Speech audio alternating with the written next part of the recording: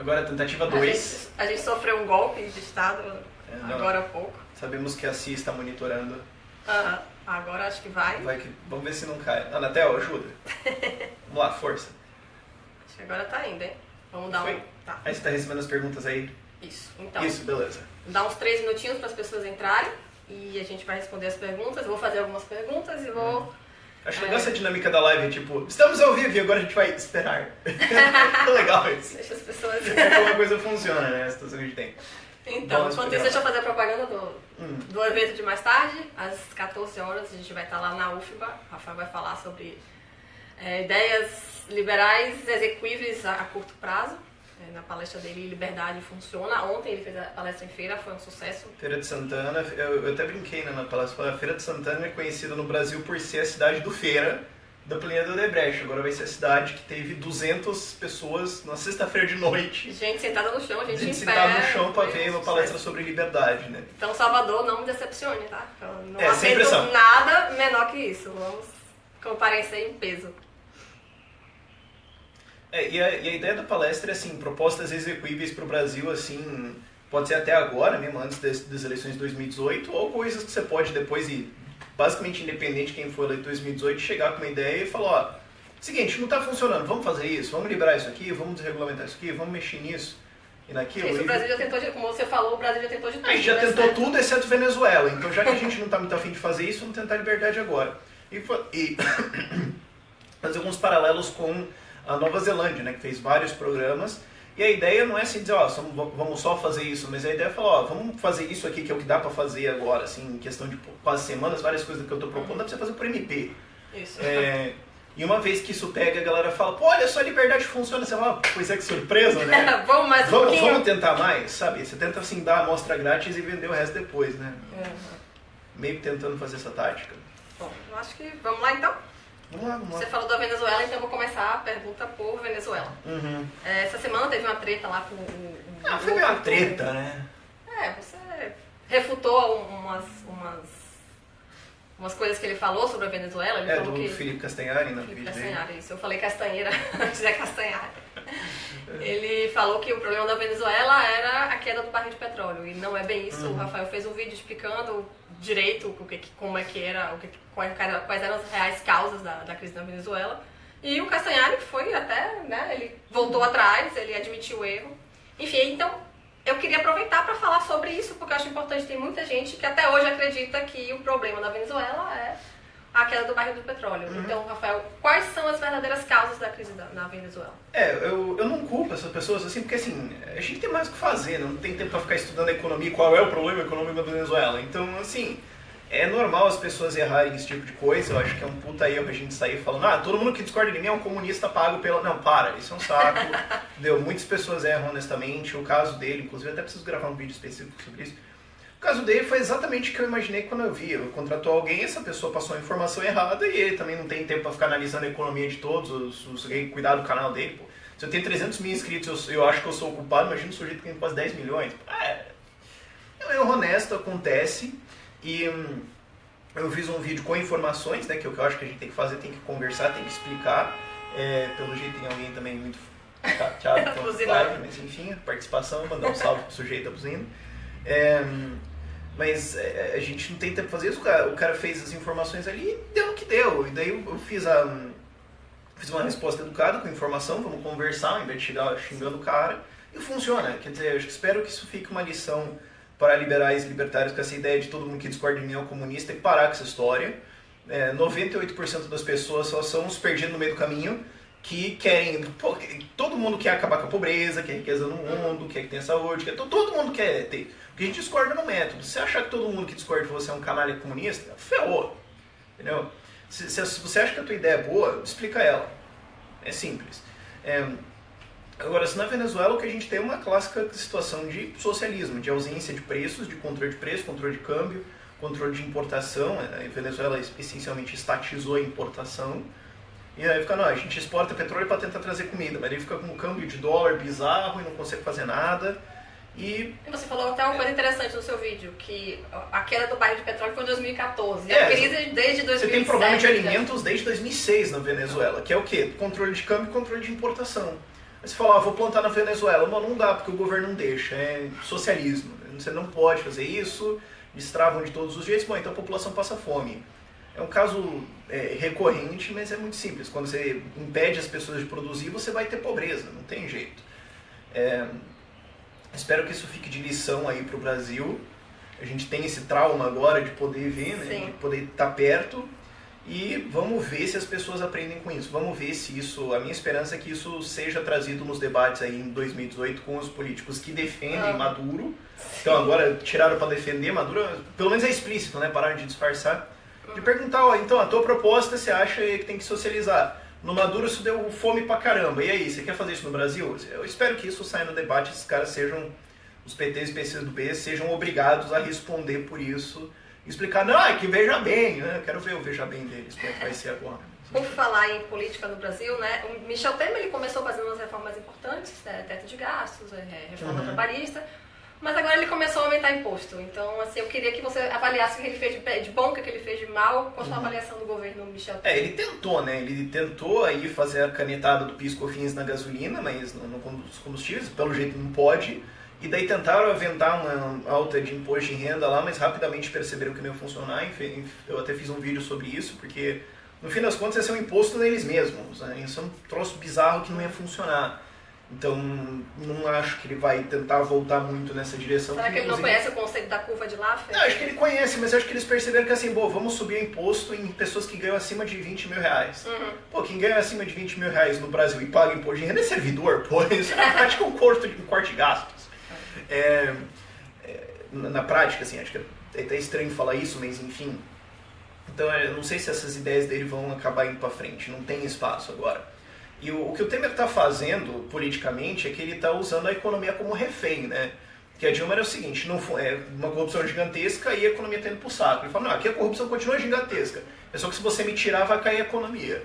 Então ele está fazendo um trabalho de segurar a economia de refém e está fazendo um trabalho moderadamente medíocre nisso, mas consegue fazer algumas coisas. E está passando a reformas legais, porque assim, não tem o que fazer. Chegou ao fim das ideias. É a mesma coisa que aconteceu em Nova Zelândia nos anos 80. Bom, não tem mais o que fazer, não tem mais o que imprimir, não tem mais o que estatizar, não tem mais o que regular, acabou. Agora tem o outro lado. Bom, então vamos pra lá, não sei. Nada funcionou, então vai isso. E aí deu certo. E tá funcionando, claro, óbvio. O que eu não gosto é que agora talvez essas ideias de liberar a economia sejam associadas a um PMDB corrupto. Que droga, agora você querer desregulamentar é porque você apoia o Temer. É como no Chile, né? Que as reformas liberais aconteceram no se você quer fazer uma reforma da Previdência é porque você apoia o Pinochet. Tipo, mas pode vir esse tipo de argumento. Isso aí eu acabo não gostando. Mas, então fazendo algumas desregulamentações pontuais, eu achei um erro que ele não insistiu nisso, né? Começaram a fazer isso ano passado, pararam, não entendi muito bem por quê. E agora tem a reforma trabalhista, não acho que a reforma da Previdência vai passar. E agora inclusive o antagonista recentemente noticiou que o Temer pediu à equipe econômica dele ideias. Eles até colocaram, leia-se, inventem alguma coisa e logo. Eles vão ter que inventar um monte de coisa e vai ter que começar a sentar o facão em regulação e gasto, não tem jeito. É isso. Voltando a ontem na palestra, um rapaz, foi interessante, um rapaz se levantou, deu um depoimento, ele disse que ele era esquerdista, ele era socialista, super de esquerda, até o dia que ele foi chamado pelos pais para cuidar da empresa da família. E aí... Deve ter durado semanas. Ele percebeu como é que era a realidade e virou liberal. Então eu queria saber de você, Rafael, o que te fez virar libertário? Um comentário importante nisso é que assim, né, muita gente de fato defende ideias de esquerda porque não sabe o quanto isso custa, como é que não funciona e tudo mais. O Thomas Sowell, ele tem essa história, né? Ele fala, o Thomas Sowell, ele falava, olha, não só eu era socialista, eu tinha o Capital anotado, tipo, com marcações, tipo que nem Evangelho. Ele fala, não, onde que o Marx falou isso? Espera aí, ó, aqui, ó, e abrindo a página, tá aqui. Ele falou, e ele fez o doutorado dele com o Milton Friedman, saiu socialista, foi trabalhar no Ministério do Trabalho e virou liberal. Que ele falou, não dá. Aí eu vi o que os caras fazendo, não dá. Então, e você já foi sócio alguma vez? Não fui sócio, eu já defendi algumas ideias assim de tecnocracia e tal, porque eu era da engenharia, eu falava, não, tem que ter engenheiro no governo que daí vai planejar, vai funcionar, pô. Aí eu entrei num curso de psicologia e daí esquerdagem pra todo lado, eu falei, não, esses caras estão errados, pô, a metodologia deles tá tudo errado. O que acontece aqui? Eu sei que esses caras estão errados, mas eu não sei por quê. Vamos atrás de metodologia. Cheguei em Karl Popper, cheguei em algumas críticas ao Estado grande de maneira geral. Aí caí no Milton Friedman, gostei do cara, adorei o Milton Friedman, livre para escolher, achei muito bom. Daí descobri que tinha uns caras que falavam que o Milton Friedman estava tudo errado. Falei, o que são esses idiotas, pô? Vamos ler esse babaca aqui, Mises? O que é esse idiota? Cacete, tá certo. Acho que o Milton Friedman estava errado mesmo. Daí eu cheguei em escola austríaca, cheguei em libertarianismo mesmo, eu já tinha umas ideias de liberalismo grandes, assim. E a transição para o libertarianismo foi muito rápida, porque uma vez que você chega às conclusões lógicas do liberalismo, você chega à conclusão lógica da ideia de livre mercado, você chega em libertarianismo. Não é possível. Eu tenho dificuldade de entender como é que alguém para no caminho, assim. Acho que talvez, não sei se é medo ou... E é um caminho sem volta, né? Uma vez que a pessoa se torna liberal, né? A pessoa não volta atrás. Eu não conheço ninguém. Tem alguns casos até, mas você vê que o cara tinha umas ideias meio perdidas também. Meio estranho, assim. E é isso, sobre o movimento liberal que eu queria te perguntar agora. Ontem na palestra, sexta-feira, 7 horas da noite, acabou mais de 10, e o auditório de Feira de Santana, interior da Bahia, estava lotado. Assim, isso há 2 anos era uma coisa impensável. Sabe, a gente ia apanhar lá. Com certeza. Então eu queria... Ia chegar lá, ia ter 3 na plateia, ia entrar a galera e porrada. Foi isso. Então eu queria saber qual é a sua visão do movimento liberal hoje no Brasil, se a gente já chegou ao ápice, se a gente ainda tem muito potencial de crescimento. O que você vislumbra para o movimento liberal no Brasil? Agora o movimento liberal é o único que tem uma ideia, né? Porque é tipo, não, vamos socializar. Não, vamos não, vamos não. Por isso, inclusive, que eu falo que o Ciro Gomes é a maior ameaça que tem agora, né? Porque a ideia velha é meio repaginada. A única coisa que pode colar fora isso é liberalismo, não tem jeito. E a única coisa também que dá pra você fazer agora, né? Fala, não, a gente vai fazer o quê? A gente vai abrir uma nova estatal? A gente não tem mais conversa. Então é uma ideia que tá pegando força agora e que era fraca no passado por ausência mesmo, né? Não é porque ela era mal defendida, não é que ela era mal defendida, mas não tinha ninguém sequer defendendo isso. Não era uma defesa ruim, era uma ausência. E daí quando chega, cresce tanto assim pela qualidade. Eu acho que a gente está muito longe do ápice, e especialmente quando essas reformas agora começarem a funcionar. E talvez algumas das coisas que eu quero propor nessa palestra aí começarem a funcionar, a galera vai falar, bom, sei lá, vamos investir na ideia, vamos ver o que acontece. Eu acho que a gente está muito longe do ápice, muito longe. E é um movimento muito jovem agora que está começando a entrar e começando a ganhar experiência. Acho que a gente tem muito espaço em 2018, acho que 2020 pode ser um espaço legal também. Mas eu acho que assim, vamos olhar, eu sou uma pessoa que pensa em longo prazo, né, baixa preferência temporal. Olha 2022, 26, 30, pô. Você acha que, olha essa esquerda, porque se você olhar os liberais agora, são esses liberais agora que vão começar a entrar nas universidades para dar aula, que vão começar a abrir empresas, que vão começar a entrar na política. Você olha e vê, pô, tem qualidade daqui. Mas os socialistas agora, que você olha, os socialistas de escola, de faculdade agora, são os que vão querer competir com a gente daqui 10 anos. O que vai sair daquilo, pô? É uma desgraça. Mas o Brasil já tentou o liberalismo algumas vezes e voltou atrás. O que é que te faz pensar que agora vai? Foi falta de defesa, foi falta de um movimento intelectual, né? A gente teve esse movimento do Instituto Liberal nos anos 80, né? Começo dos anos 90, eles acharam que elegeram o Fernando Henrique acabou, não tinha um arcabouço acadêmico, não tinha defensores, não tinha nenhuma presença na juventude, não tinha nenhuma presença em escolas.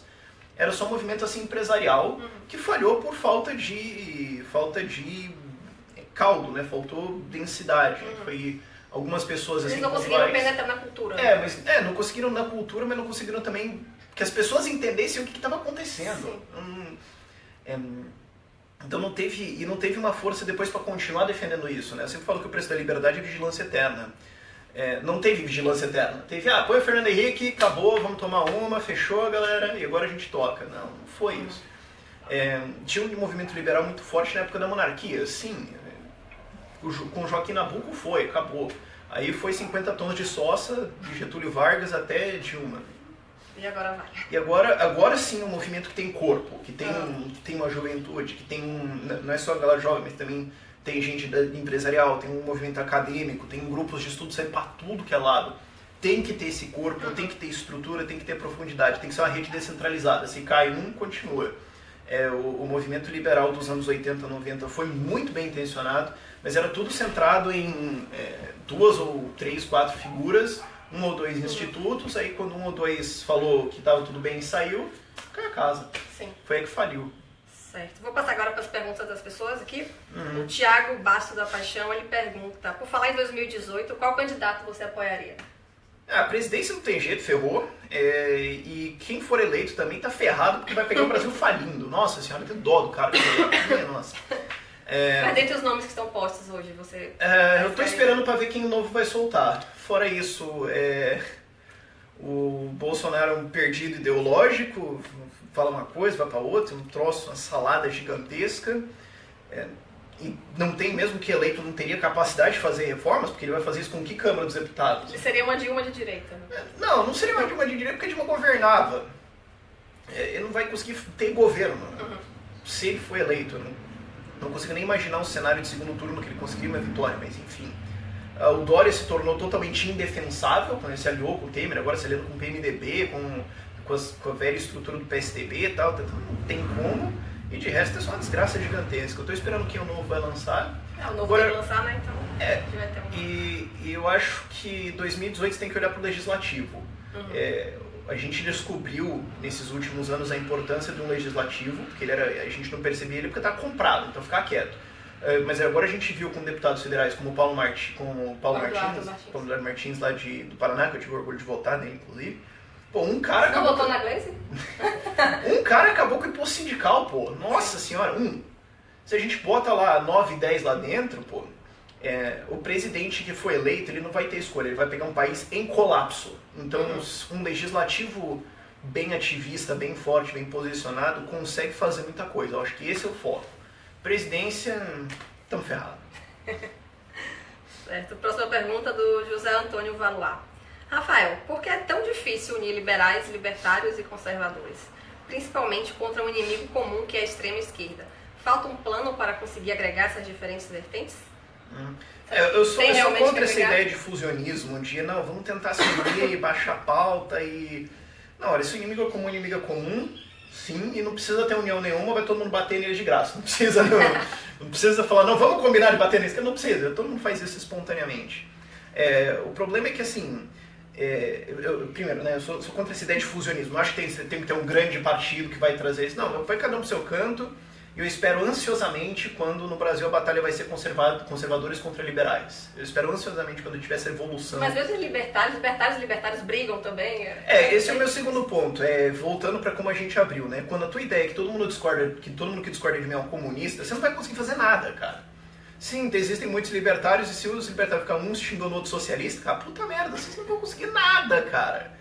Vai ser uma desgraça eterna, que nem agora, olha o que a esquerda tá fazendo agora. Antes eles estavam todos unidos, fizeram o que fizeram. Aí agora é tudo, quem é mais esquerda que eu? Você tem dissidência dentro do PSOL hoje. Minha nossa senhora. E o que eles estão fazendo? Estão um bando de barata perdida que não conseguem fazer nada e vão perder as eleições de 2018. Aprenda uma coisa com eles. O movimento conservador no Brasil ainda é muito nascituro, ainda muito pequeno, ainda precisa ganhar muito corpo, ainda precisa ganhar muita qualidade, muita profundidade. Não dá pra achar que o movimento conservador é Bolsonaro. São um serviço fantástico a Burke, enfim, ele ainda precisa crescer muito, mas a gente precisa entender que precisa melhorar e sim, no começo de alguma coisa, de uma ideia, de uma organização, tudo tá mal feito. É o começo, pô. Não dá pra você olhar e falar, mas teve esse erro aqui, então acabou. Não, calma, vamos insistir, tem que ter calma, tem que ter perseverança nisso e entender que é um movimento de longo prazo. A esquerda entendeu isso, falou, nossa batalha é de 200 anos. Você achar que não, então a gente tem que ter uma ideia que vai resolver o negócio em 3. Para, vai construindo. Certo, então, tem um monte de gente perguntando sobre o vídeo da crise de 29, então eu vou ter que perguntar. Eventualmente ele sai, relaxa, um dia ele vai aparecer lá. Inclusive, já é meio-dia, né? Vão lá no canal, vocês vão ter uma surpresa. Bom, tem gente perguntando, se o Bolsonaro não vai ter apoio na Câmara, o Novo vai ter? Não, mas é que eu não acho que o Novo vai ganhar também. Eu não acho que é realista achar que o Novo vai ganhar, mas eu acho que eles lançando um candidato de fato liberal, de fato com propostas que não sejam assim eficientistas, tem que ter gestão, mas com falar, olha, é o seguinte, essa estrutura não funciona, e não se aliando com PSDB, PMDB, etc. Mesmo que seja até uma discussão um pouquinho assim, gestão, que é a natureza do Novo um pouco, eles vão trazer ideias assim que você pode falar, isso aqui é uma ideia boa, isso aqui é uma ideia boa de defender. Não é assim, o remendo que tem, é o que tem agora, é o foco e tal. Eu acho que eles vão trazer uma plataforma muito mais legal, uma plataforma ideológica, que nem você fez uma campanha ideológica e quase se elegeu também, mas o cargo de vereador é uma situação totalmente diferente, né? Mas eu acho que defender uma plataforma ideológica como o Novo vai pensar no longo prazo. Acho que se você ficar... Isso é o que a galera do Gary Johnson estava falando na eleição em 2016, né? Eles estavam falando, olha, se você não votar nas ideias mais próximas do que você realmente defende, você não vai mudar nada. Você ficar sempre tentando resolver o problema agora, tapar o buraco agora, você vai ficar a tua vida inteira tapando o buraco. Eu prefiro muito mais uma campanha mais ideológica do Novo, embora eu tenha diferenças com eles, do que falar, não, vamos tentar resolver o problema agora. O problema agora é uma falência completa do sistema federal. O presidente que foi eleito está ferrado. Certo. A última pergunta, que a gente vai já ter que sair. Felipe Teles pergunta, o que você acha da democracia? É uma utopia de uma fantasia na nossa cabeça, né? Porque, primeiro, a ideia de que isso eu fiz um post no Facebook recentemente, viralizou bastante, eu fiquei feliz de ver isso, porque é uma ideia que, assim, você como pessoa, você não consegue decidir como você vai trabalhar, você não consegue decidir se você deveria ter armas ou não, você não consegue decidir se você que responsabilidade você deveria ter, mas você tem o poder de decidir pelo outro quem vai decidir por ele. É um negócio fantástico. E daí você fala, não, mas é porque a gente não pode deixar as pessoas se governarem. Mas pode deixar governar os outros? Quer dizer, é uma contradição lógica gigantesca que a gente preserva por... Parece assim, senso comum e medo de falar alguma coisa pesada, mas democracia é só uma utopia gigantesca. Para ela funcionar, você tem que ter a ideia de que as pessoas eleitas vão ser anjos. É um negócio fantástico. Você tem que acreditar que o cara que vai ser eleito vai pensar em você antes dele. Ele não vai fazer isso nunca. É um remendo aí que foi conjurado e vai continuar sendo esse remendo. Mas eu não tenho nenhum apreço por ela, porque assim que não tenho apreço por nenhum sistema governamental, eu sou um anarquista. Mas acho que essa coisa de ficar, não, mas nós temos que defender a nossa democracia, a gente tem que entender que isso é parte do problema. Quando você tem um sistema de eleição, você vai ter um sistema de interesses, de olhar, você tem que ganhar 50% mais um, então dane-se o resto, você vai começar a jogar o jogo e você vai ter eleitos os melhores, ou, falando certo, os piores dos jogadores. E vai dar o que dá, não tem como esperar outra coisa. Por falar em democracia, você durante muito tempo era contra o voto. E aí você resolveu escrever um livro sobre isso e mudou de ideia. Como é que foi isso? O que eu tentei analisar, o que eu tentei demonstrar foi que era antiético votar. Então eu tentei procurar qual é a relação entre você votar e alguém ser agredido pelo Estado. Eu percebi que não existe relação. As pessoas podem entender que existe uma relação, ou achar, ou ter quase uma crença religiosa de que isso legitima alguma coisa, mas não há relação ética, não há relação de ato. As pessoas serão agredidas de qualquer forma. Elas vão acontecer de qualquer forma, e você não pode possivelmente configurar o voto como qualquer tipo de autorização, qualquer coisa, porque como um contrato ele sequer seria defensável. O que eu digo no meu livro é que o ato de votar é um ritual sem sentido. Porque não tem como você possivelmente transferir alguma coisa, não tem como você autorizar alguém, não tem como você transferir um poder que você não tem. É só uma fantasia que foi criada para tentar manter uma legitimidade de governo. Mas você vota, você legitima o Estado. Mas se eu não votar também, se eu ficar preocupando com o que o outro vai entender, não adianta. O que eu falo é o seguinte, não existe relação ética nenhuma, o que você pode fazer é usar isso para sabotagem, só. Mas não entendam isso como dizer que o que a gente precisa fazer é votar. Não, pelo contrário. Agora, dado que essa é a ferramenta que existe, use. Só isso. Vou fazer mais duas perguntinhas aqui. Tá, vamos lá, que vieram.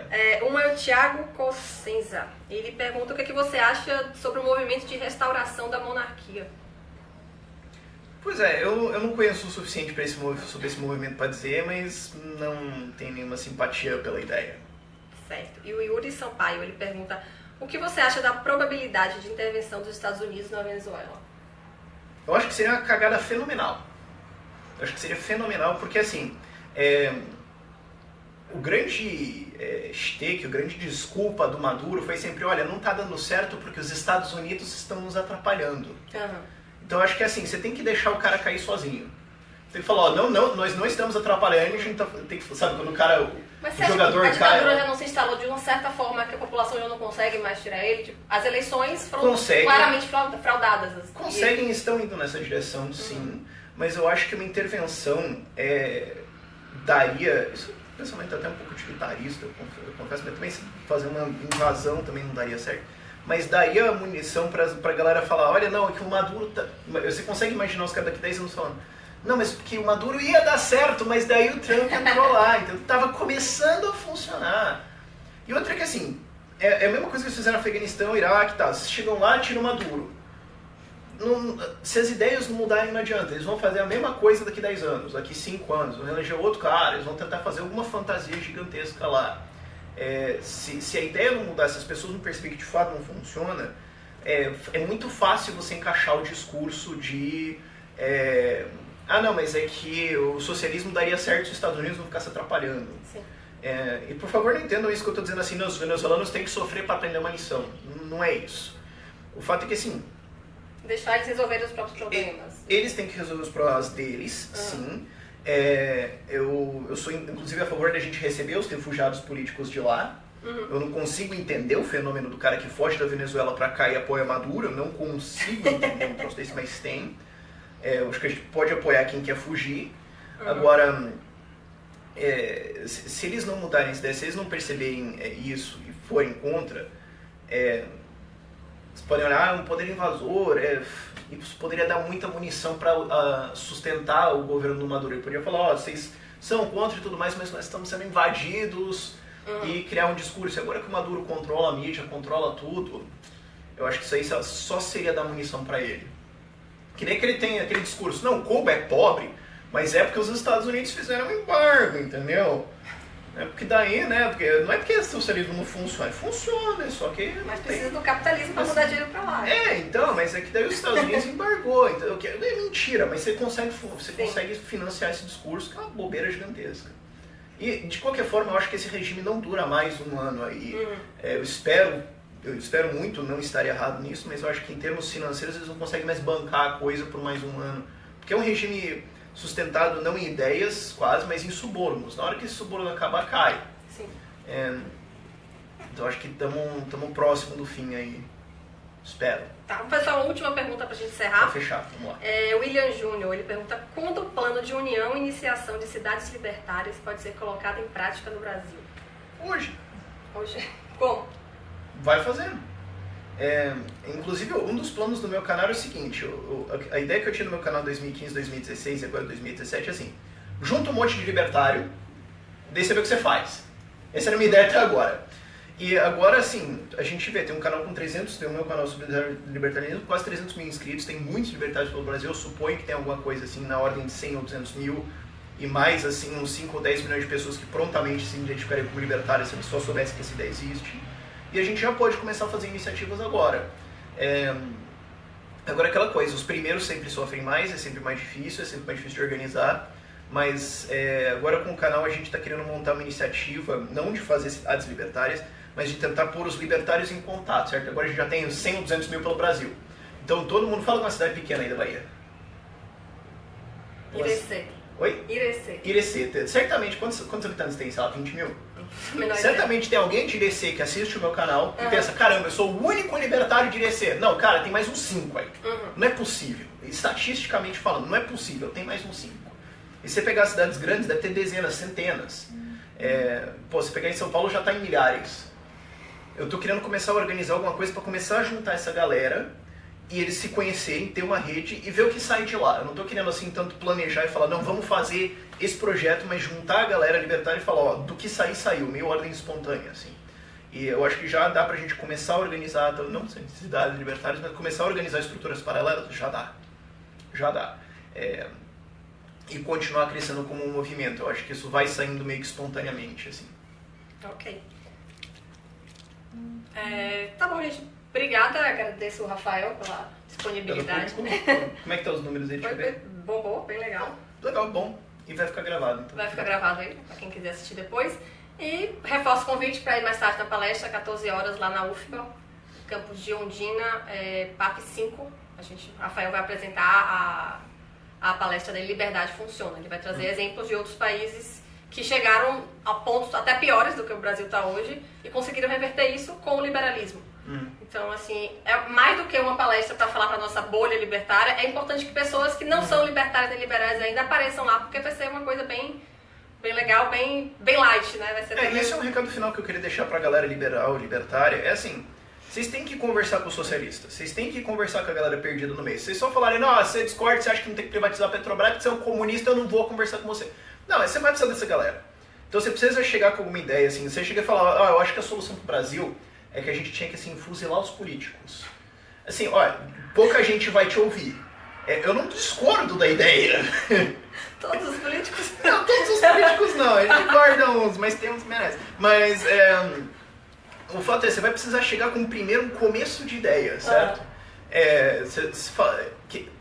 Quem que convenceu você, digamos, qualquer ideia, se vocês que são liberais libertários, quem chegou pra você e falou assim, olha, você tá errado porque você é um comunista e você deveria morrer.